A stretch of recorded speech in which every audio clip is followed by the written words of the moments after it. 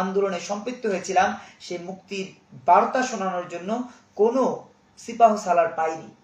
আমরা সত্যিকার অর্থে 2024-এর 5ই আগস্টে যে লক্ষ্য থেকে পতনের শিকার করেছিলাম, একটা স্বৈরাচার, একটা ফ্যাসিস্ট সরকারকে, সেই সরকারের বি টিমের কাছে এখন জিম্মি হয়ে আছি।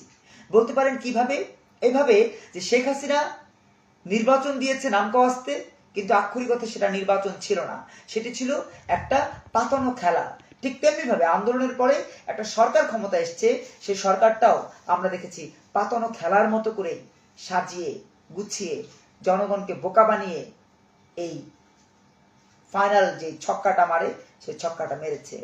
আমরা দেখতে পাচ্ছি সেই ছক্কায় যিনি ব্যাটম্যান ছিলেন তিনি হচ্ছেন আমাদের ডক্টর মোহাম্মদ ইউনূস, যিনি খ্রিস্টান হয়েছেন 80-র দশকে, এখন পর্যন্ত মুসলমান হয়েছেন কিনা আমরা জানি না, যিনি সোনামিয়া মহাজনের সুদখোরের সুদী পরিবারের সন্তান, তিনি আদতে সুদ ছেড়েছেন কিনা তার কোনো প্রমাণ আমরা পাইনি।